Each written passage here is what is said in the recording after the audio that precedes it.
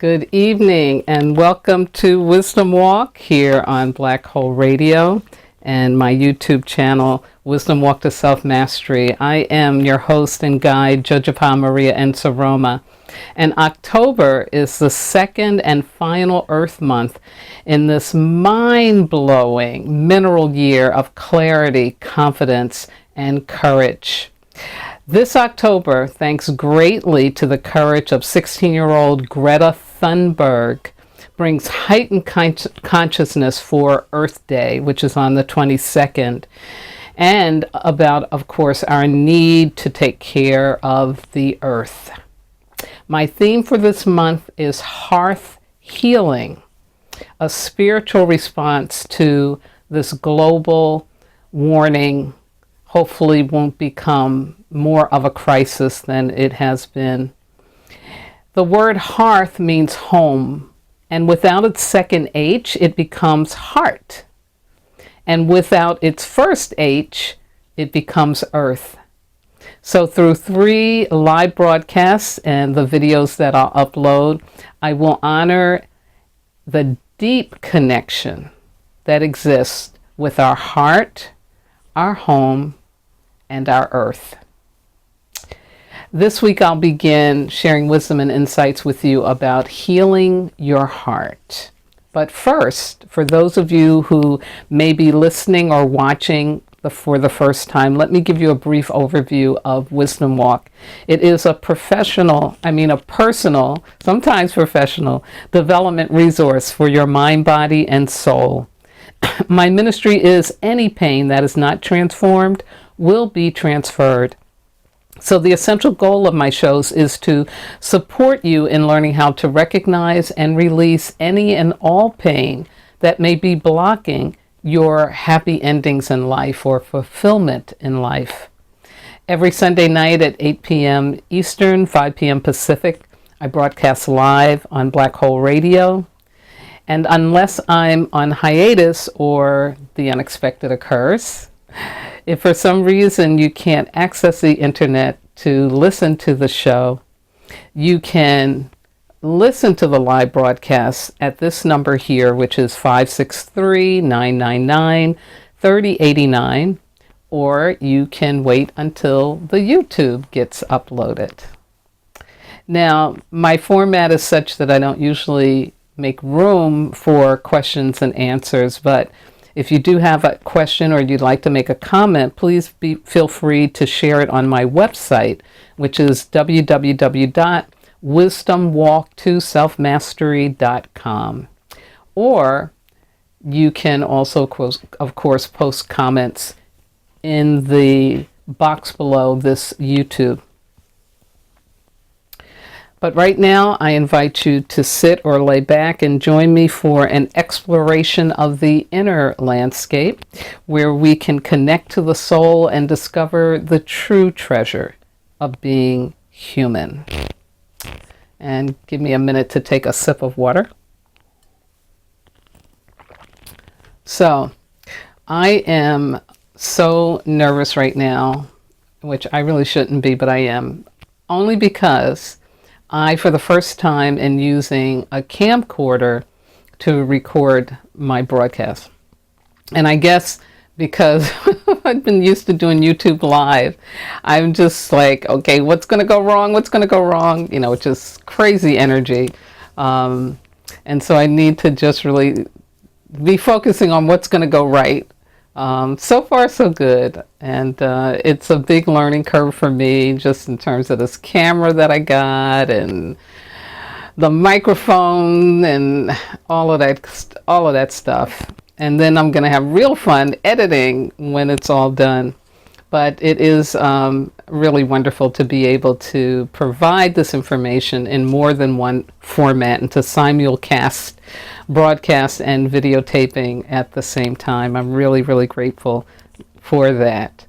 Also, I've got some allergy stuff going on. I was doing so good today, but then I went for a good walk, and now my eyes are just like, they're itching me to death. I've been putting homeopathic drops in it, but it's still not working enough. So forgive me if I'm blinking or wiping in my eyes as I'm trying to make sure that I can see. Wow. There is so much going on in the world right now. So much is shifting, so much is transforming. And so I think it's a really, really important time for us to remember that we don't have to figure this out all on our own. And so, as I do every week here on the show, I'd like to begin with a calling up, an invocation to our ancestors, and especially those ancestors that were able to heal their hearts. How do you know they healed their hearts? Because they were loving. They were loving even when they were taking their last breath. They were loving people. Yeah. And so if you don't have an ancestor that was able to do that, think of somebody that maybe wasn't blood related. It could even be an actress or an actor or a famous painter or a musician, a writer, but just someone that you can identify with who really was able to heal their heart, really got to that place of healing. And we're going to call on them because we so need that. And of course, I'll be talking more about this heart healing part of Hearth Healing. I'll explain that. But we definitely need to heal our broken hearts. And so I'm going to call out to the ancestors. You can say their name out loud. And if you don't know someone, that's okay too, because ancestors love you anyway. And you've got many of them from eons back in your lineage. And so even if you don't know their name, you can still feel their presence. So Creator, Mother, Father, God, Source, all the one, all that is, we thank you, we thank you, we thank you, we thank you for your blessing and your mercy in our lives and for yet another opportunity to call on our ancestors. Creator, you know they can see in all directions at once. Problems where they are not problems like we have here. In fact, they don't have the problems that they had here. And they are so willing to be of service to us. And so we're calling out to them and thanking you at the same time for giving us access to these great emissaries to you. So ancestors, please hear our call. We are opening ourselves up to learning how to heal the earth. And then to do that, we have to first start with ourselves. And so we have to heal our heartbrokenness, and we need your help for that because we can't figure it out. Or even if we got it figured out, the actual doing of it is what we need support for. So please come be with us. Come hold our heads, hold our feet, hold our arms, hold our hands, be behind us, be in front of us, be beside us. Walk us through this journey of healing our hearts. And give us validation in very clear ways that our heart is healing, that we are moving toward there so that we can stay inspired, that we can stay courageous and not give up on this important journey, because ultimately it will affect this world, this earth that we live upon. And so once again, ancestors, I thank you. Creator, I thank you. And ask you for the blessing of the healing of our hearts in the name of all that is holy. I say amen. Ashe aho asa shinga bismillah. So it is. Ashe. Ashe. Wow. We have had so many things going on this week. But one of the ones that most affected me was, of course, the forgiveness expression that was done by the brother of Botham Jean, and the brother's name is Brant Jean, for the woman who was a police officer and had killed her brother mistakenly. And this young man, only 18 years old, really got that forgiveness is divine, and it's about letting go of carrying somebody else's pain. And I know it's touched many people around the world, because it's something we're not used to. We're not used to really believing that this level of forgiveness is possible. But Brant Jean proved that it is. And it'll be interesting to see what unfolds as time goes on. So this week coming up, our elemental week starts this Tuesday on the 8th of October. And we are moving into a nature week. We're leaving a fire week. Yeah, so if you were wondering, like, oh my God, why is all this stuff going on? And all this transformational energy. Yeah, because it was a fire week. And it was a week to really be close to the ancestors. I know I fed mine and kept them well watered, well spirited, going through last week. But the opportunity this week is about welcoming change, because when things get disrupted, then the fallout is going to be that there's going to be some change. There's definitely going to be some change. It's about being courageous, calling up again for that strong heart. It's about opening the door fully to the new transformative challenges and learnings which the universe is providing. And guess why? In answer to and in support of your prayers, intentions, goals, and annual commitments. Remember those? Receive the power of love this week and the supportive and playful energy of the nature element to experience the more of who you are. Yes, yes, yes. So important. Here's some distractions, because we're always going to have that. And it's what really kind of helps keep us on the path, because you're going to be tempted. And so the distraction would be engaging in addictive behaviors in whatever form they take: drugs and alcohol, indiscriminate sexual activity, overworking, over shopping, overuse of Facebook and other social media tools and apparatus. In other words, take time to go in, take time to focus on you. It's so easy in modern culture to be pulled outside of yourself. But take that time to really go in. Don't get distracted by the external world. Another distraction is about being judgmental of yourself or others. So just notice this week how much you may be unconsciously judging yourself, treating yourself like there's something wrong with you. Just like me with this camera, like focusing on like, what could go wrong? What could go wrong? And no, I need to shift on, no, what's going right? This is about what's right, not be distracted by that negativity. And then last but not least, taking yourself or other people or things too seriously.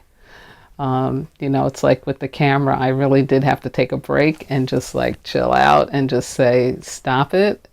It's going to be fine. If something screws up, it's going to be okay. Don't be attached. Just let it go. Don't take it that serious. It's going to be okay. So next Tuesday, the 15th, will begin an Earth Week in this Earth Month, in this mineral year. And I will definitely tell you more about that in the next broadcast and video. Now, very strangely, the astronomical forecast is pretty low-key.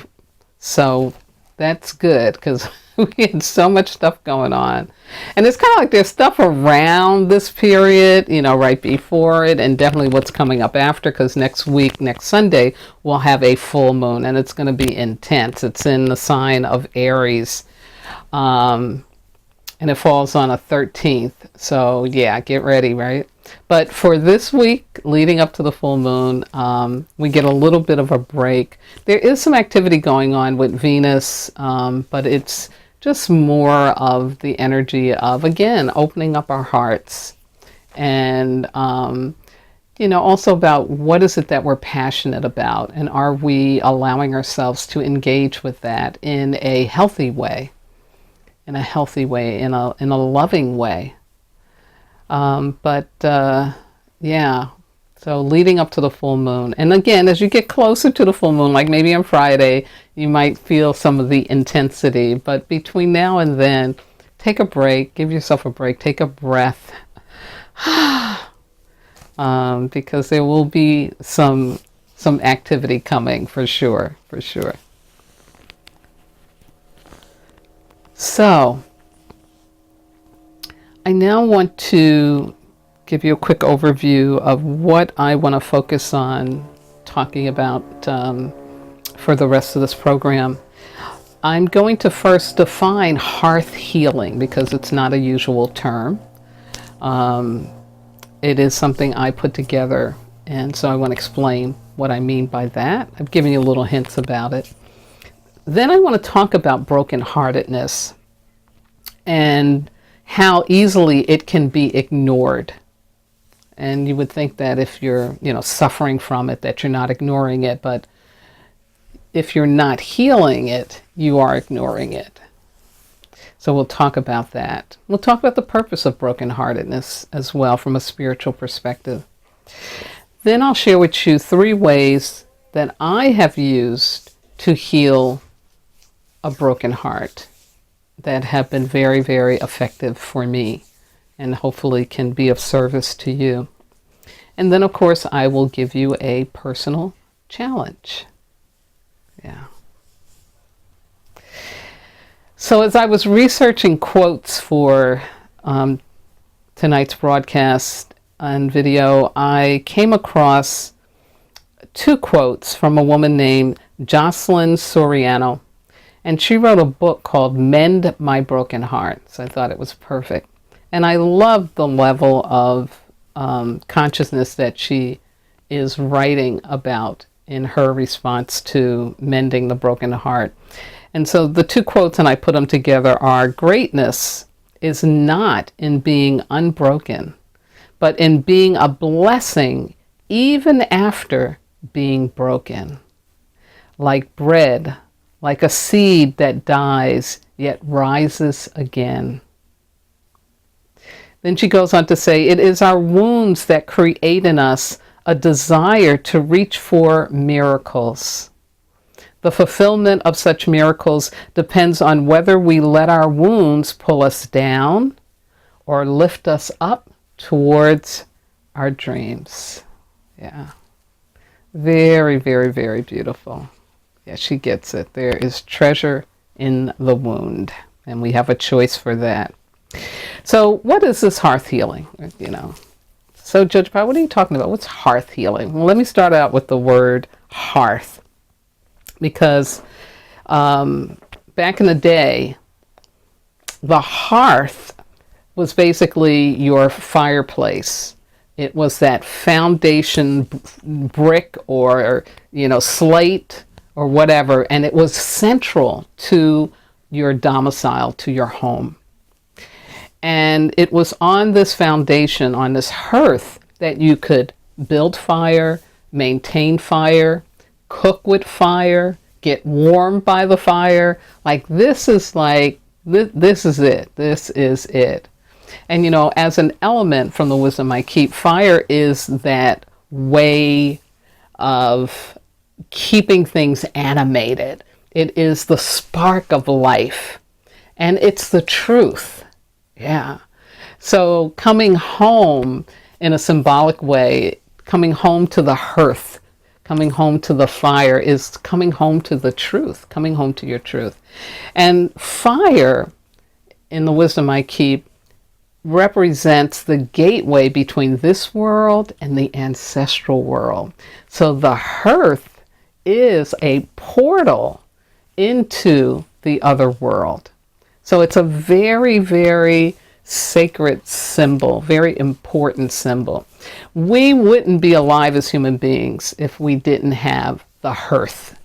If we didn't have a way to make shelter and to keep ourselves warm when the weather got cold outside, and to be able to have babies and all that good stuff, especially in cold climates, right?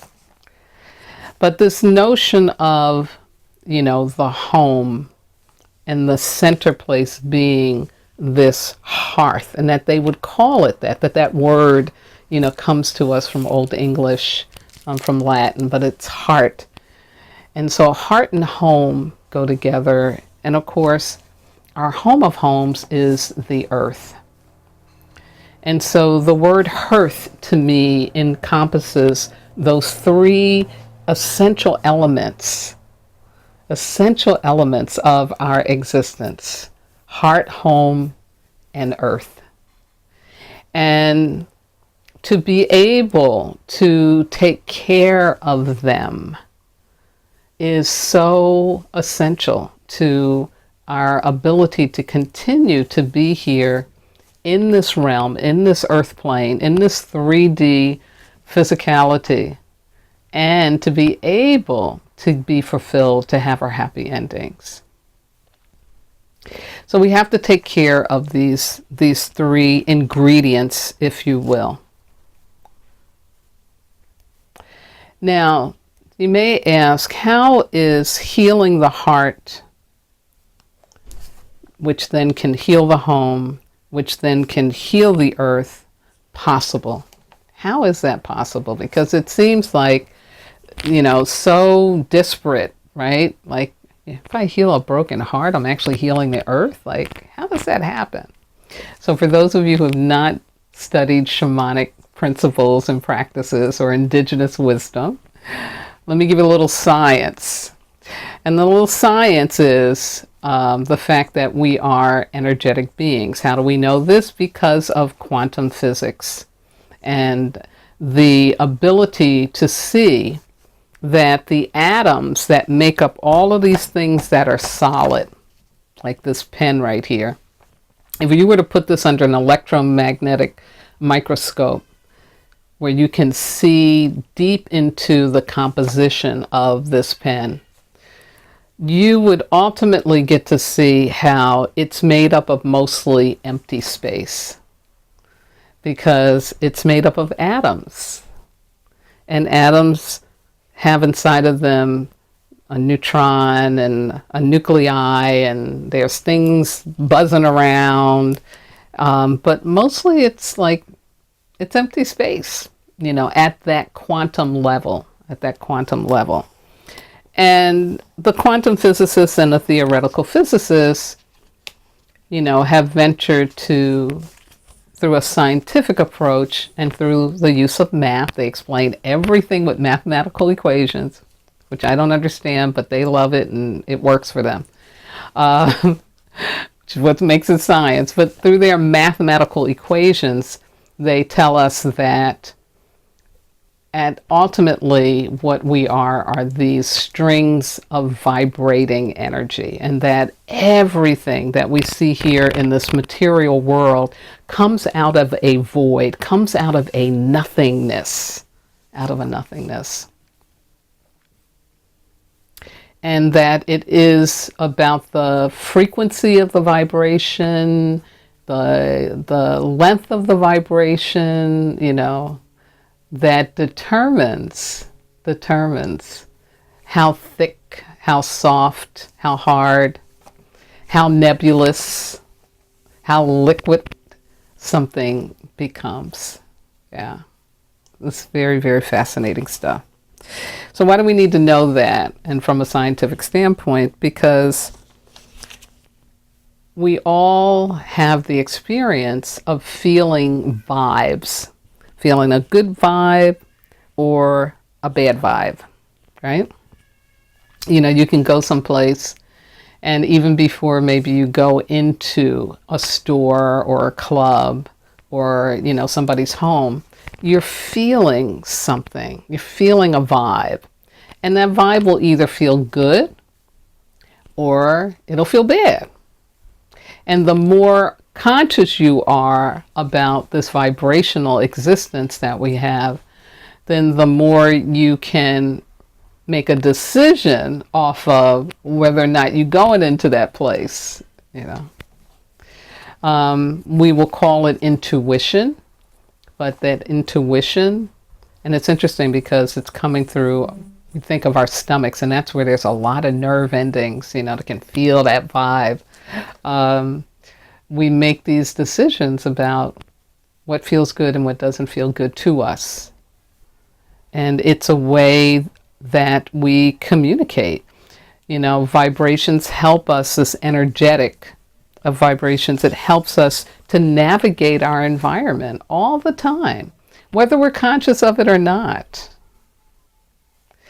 And the other really beautiful thing that I'm so grateful for, quantum physics, helping us to really have to own, is that everything is connected.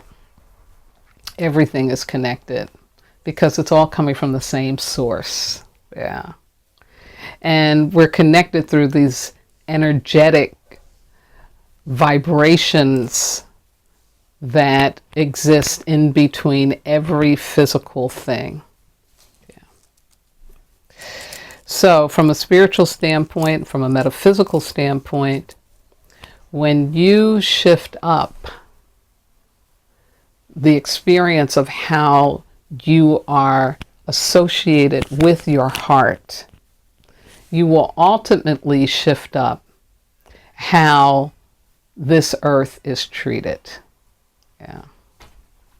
And so if a majority of humans, because it doesn't need to be everybody. That's one good thing about the universe. It's like, some people don't have to do it. It's okay. But I do need a majority of y'all to do it. So if a majority of us were to take on healing our hearts, then ultimately what we are seeing going on, the dangers, the ecological dangers that are going on the planet today, they will be shifted.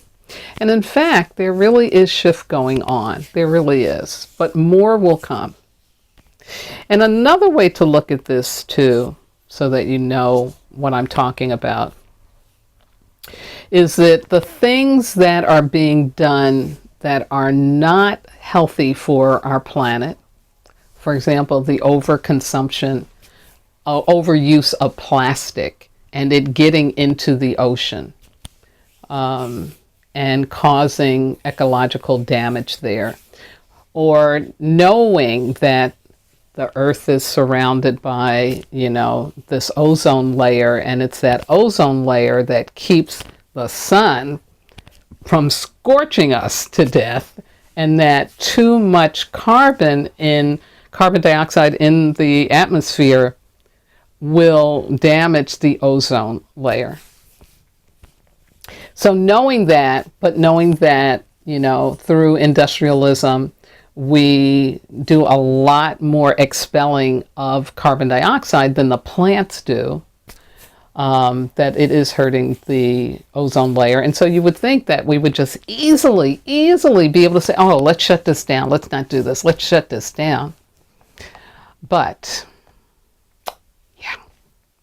brokenheartedness, not healed, really creates a fear mentality and a scarcity mentality. And so there are people who will find ways to stop solutions that can help the ozone, because what they are doing now, like the use of fossil fuels, is their bedrock. It is their security blanket, and they're afraid to let go of it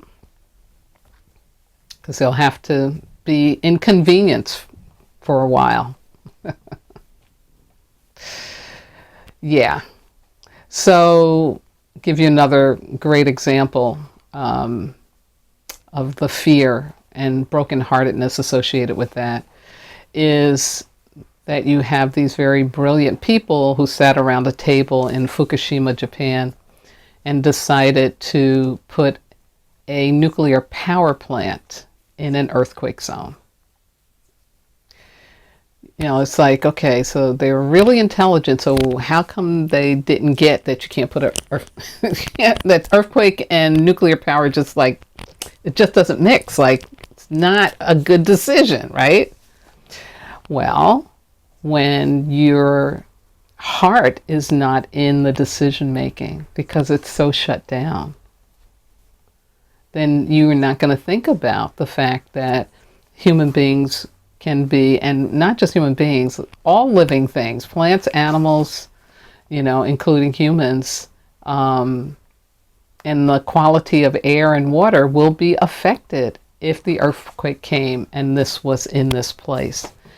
But there was no one at that planning table who was able to say and get others to say, no, we can't build it there. And so then you have that horrible disaster that we are still dealing with, and that we don't like to talk about, we don't like to think about it, but yeah, it's a problem.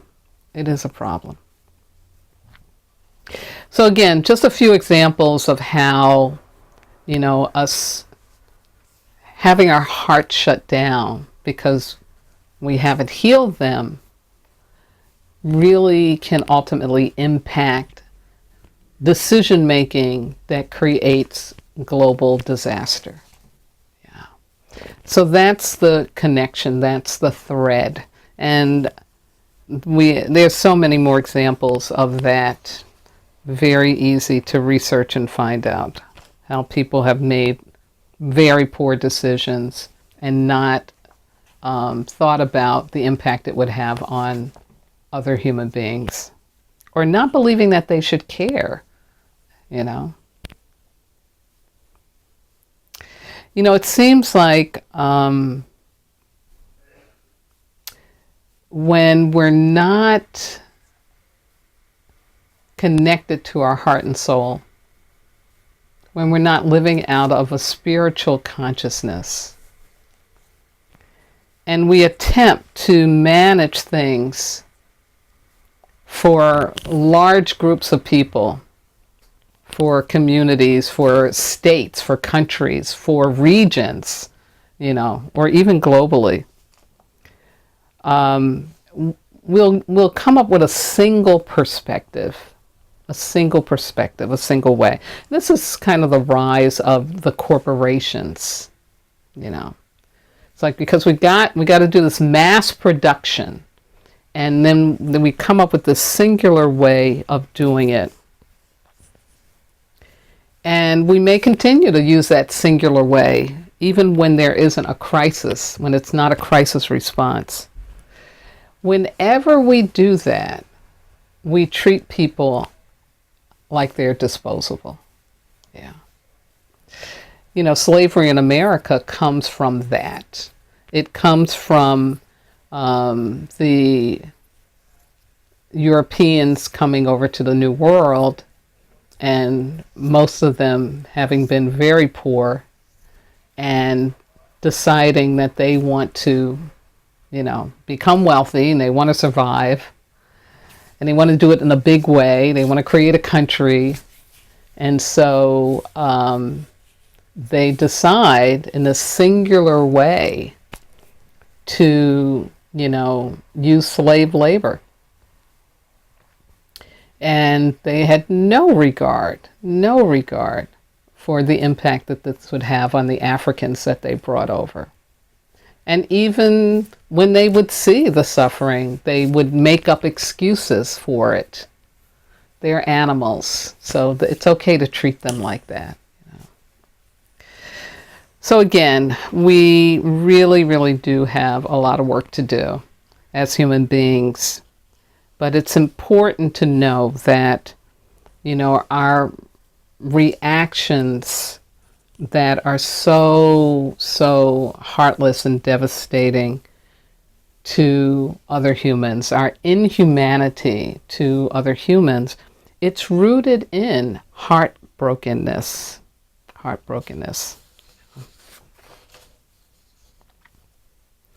So let me talk a little bit about heartbreak.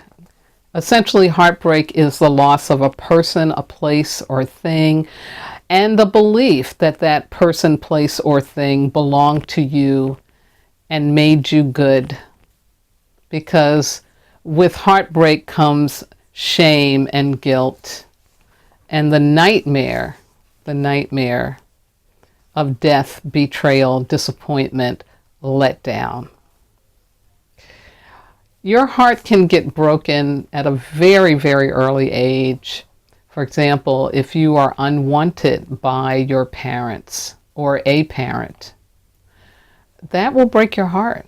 That's heartbreak. And we think, oh, it's just an infant. They don't know what's going on. Oh, no, that's not true. That's not true. Like I said, we're vibrational creatures here, you know.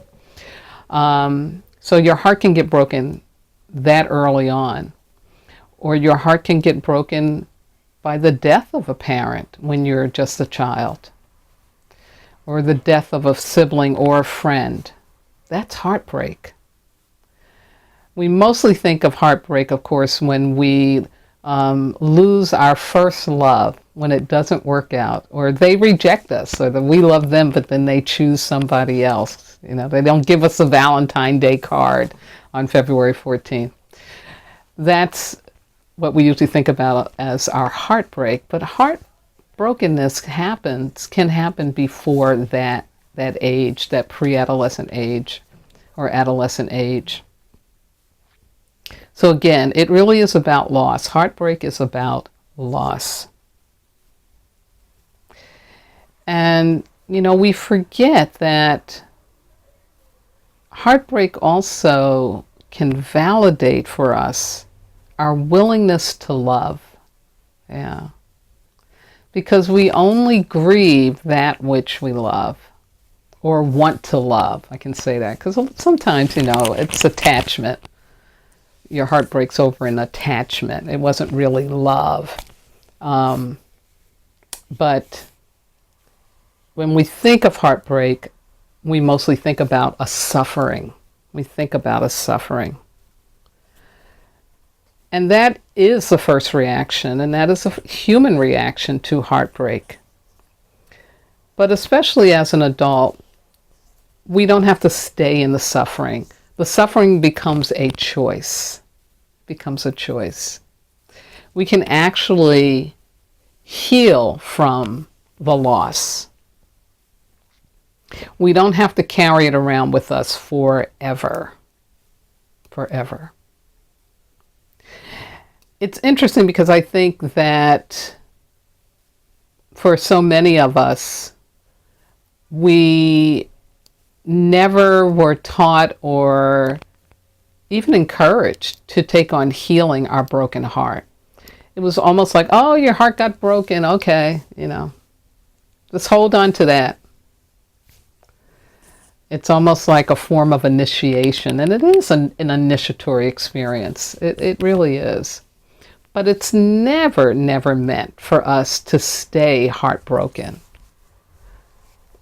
You know, one of the ways in which usually, if it's a romantic situation, we try to address the heartbrokenness is to go get in another relationship. Right? That will heal my heart. I'll get with somebody who wants to be with me. But if you haven't healed that heartbrokenness, I guarantee you, you will experience it in some way, shape, or form in the next relationship. Yeah.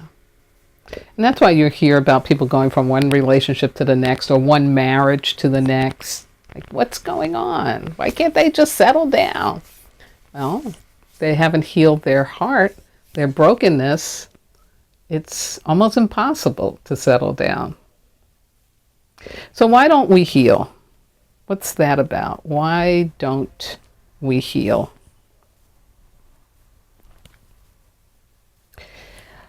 Well, we find it hard because when our hearts are broken, I think it's impossible for us to accept it at first. It's like, wait a minute, what's going on here? This shouldn't be happening to me. So, you know, we have a resistance to the acceptance. And if you can't accept something, you can't work on it. Yeah. Part of our resistance may be trying to change the situation instead of focusing on ourselves. We'll try to figure out, well, what can I do so that I don't have this loss, or so that this loss isn't real? You know, it's something we're trying to make up some way to not have to deal with it. The other reason we don't heal is because we shut down our hearts because of the pain. We go right into protection mode. That will never happen to me again. I will never, ever let somebody do that to me ever again. Yeah. And I can go into another relationship with my heart shut down because, I can be superficial and complex, but it won't be real. And at some point, it won't work. It won't work. But yeah, we shut down our hearts. We become judgmental, revengeful, meaning we transfer our pain consciously or unconsciously. We go into that mode. Another reason why we won't heal is because we get addicted to being the victim. Yeah. We start to have a badge of honor, like we'll have our badges of how many times our heart has been broken. My heart always gets broken. Nobody ever loves me, that kind of thing. And we start to believe that that's who I am. Oh, this is my lot in life. This is what God intended for me. I'm just to be heartbroken. It's not how the universe works. That's never true. Never true. Another reason is we have no awareness of how our heartbrokenness, left unhealed, will block our ability to love, to be compassionate, to be courageous enough to become the best that we can be as humans. Like those people planning the nuclear power plant in Fukushima. Yeah. So, how do we heal our heart? How do we heal our heart? Well, first of all, you've got to accept that it happened or it's happening. You've got to accept it. So that I call honor your vulnerability, because that's what happens. You're vulnerable. When your heart gets broken, you are vulnerable. It hurts. It's pain.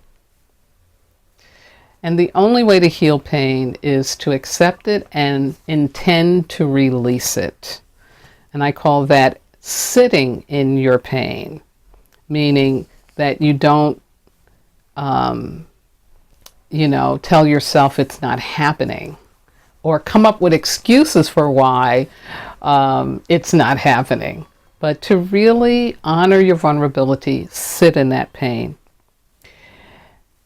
And in the sitting, you replace numbing yourself, and you know what I mean, all the sedative stuff, but you replace that with nurturing yourself, physically, socially, spiritually, vibrationally, and of course, emotionally. Getting the love that you need, and that's available for you. Yeah. But not closing yourself off or shutting yourself down to being supported, which I know, especially when you're young, it's very hard to do because, like I said, that shame is there. Shame, blame, guilt. When you're young, you'll blame yourself for your heartbrokenness. I wasn't good enough. There was something wrong with me. I didn't deserve. We'll do all of that. And so then you don't want people around or don't want them to see you because you feel ashamed. Yeah. When your heart gets broken, it's never your fault. It's never your fault. It's something that happens. And you could have done everything perfect in a relationship, in a situation. Because you get your heart broken when you lose your job. Okay, that's heartbrokenness. Yeah. Or you can't pay your bills and you have to be evicted from your home or your car gets repoed. Oh, we talking heartbrokenness there. Okay? Yeah. So when those things happen, it's not your fault. It happened. And yeah, you can say if it's something like a car or your bills, I should have planned better. I should have saved more. Again, we live in a crazy economy. Even planning better and saving more, you can still run into trouble because something jumps up, but that's how life is. So blaming ourselves and judging ourselves over heartbrokenness is not a good use of our time and energy. It's about, how do I heal this? How do I move through this and forward from it? And of course, any trouble, any pain that shows up in our lives always has treasure for us. And so we need to find that. But you can't find it if you can't accept it. So again, honor your vulnerability. Another thing to do is to find something or someone to serve. Find opportunities to share your heart, to open your heart, to contribute to the health and the well-being of others. Find who and what you can love on without expecting anything back but the opportunity to experience yourself as loving. So I'm not talking about going out and finding somebody to rescue. This is about service. Who can I serve? So in other words, not seeing people as less than you. No, seeing people as the beautiful divine beings they are, but they may be in some trouble or they may be needing something, and you open up to seeing, well, how can I serve? Quick example from my personal life. I had a huge heartbreak of someone I loved and who I believed loved me, but for whatever reason, it just wasn't the right time. And we had to separate, and I was devastated. And I was young, so I totally took on responsibility for it, and I was ashamed, and I didn't share it with my family. I didn't share it with even a close friend. It took me years to share it, like maybe it was a decade or two later. But in my suffering, and I went through a suffering, and I just got tired of suffering. That's really what happened. I got tired of crying. I got tired of just feeling so empty and so lost and so bad. And I did put myself in another relationship, and of course it didn't work out because my heart was broken. I was not healed. It wasn't healed. And then finally, I got to a point where I was like, okay, I need to do something besides just focus on the fact that my heart got broken and my life is destroyed. I need to do some service. And I ended up being able to go to Toledo, Ohio and create a program, community program, and work with the most wonderful, wonderful group of children and parents in what we called Planned Futures. And for 2 years, it made such an incredible, incredible difference in my life and in the lives of those I worked with. And I've been very blessed to be able to have been communicated with by two of the people that I work with who are now, were little girls and now are grown women, and who shared with me how things I said to them and things I did made a difference in their life. And even they didn't know how heartbroken I was when I first arrived. But again, I wasn't expecting anything from them. I just needed to experience myself doing something good to help other people. And it really did help me to heal my heart. At least it opened up the beginning to it, because it was a process. It really was a process.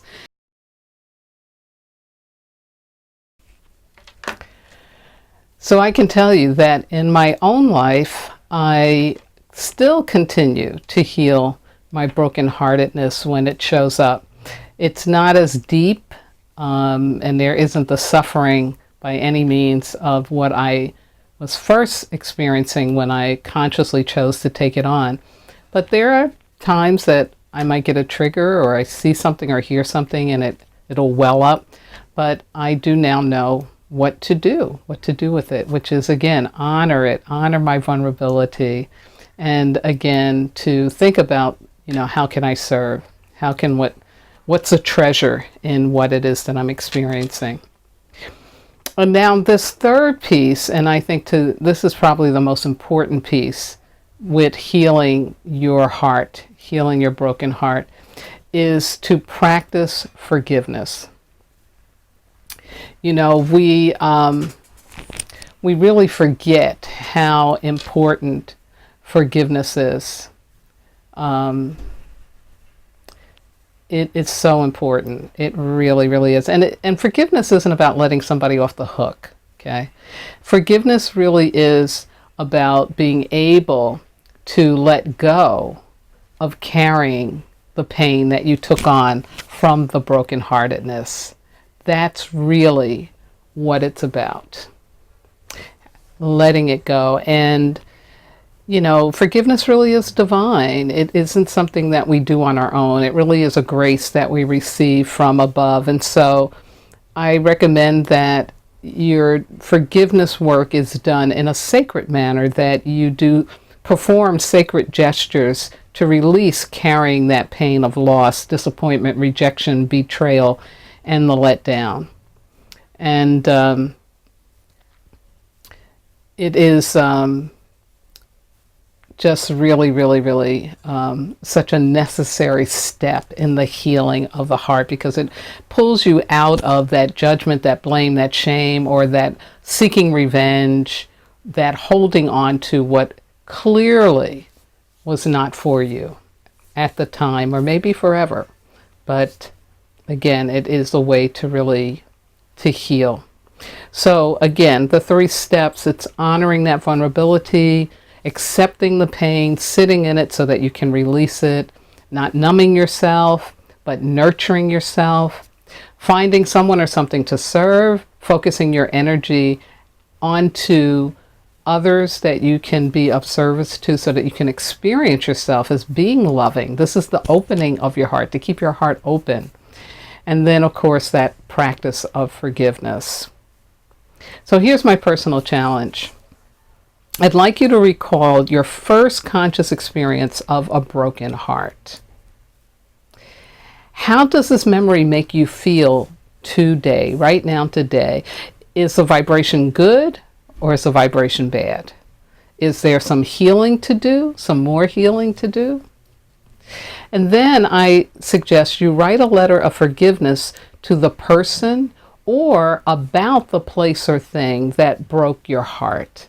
And then burn it in a sacred manner, asking your God to heal your heart. Again, you can do this as many times as needed for any broken heart experience. Again, it's not healed overnight. It really is a journey. It's a process. And shamelessly, a plug for my book, which you can see, it's on this side behind my head. One of the Wisdom Walk rituals that I discuss and talk about is all about forgiveness. And so it's a sacred way that you could do that in that book. Also want to remind you that the personal challenge will be listed below this YouTube video. And if you haven't already, please subscribe to my channel, hit the bell so that you can get all the postings. And thank you. So I'm going to close out for tonight. First of all, with a big, big gratitude to my wonderful engineer, Miss Yvette Parker, and to the entire Black Hole Radio Be Well family for all that they do to keep my work coming out to you. I want to shout out to all my regular listeners out there, especially Ms. Sarah, who has so taught me about the importance of healing the broken heart.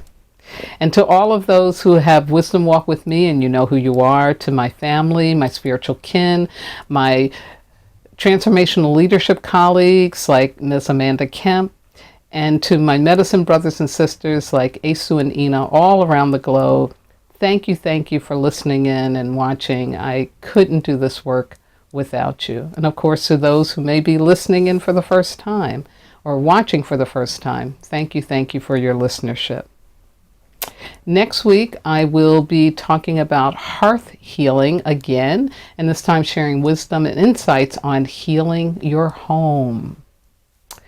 My Facebook page is Wisdom Walk Radio, and of course the YouTube channel is the Wisdom Walk to Self-Mastery.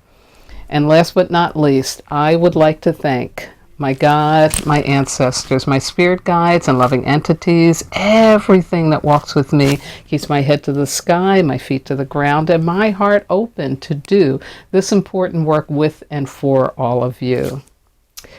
Please have a fabulous nature week. Open up to that change, have the courage. And most importantly, please remember that you are never and not disposable. You are divine. Good night now.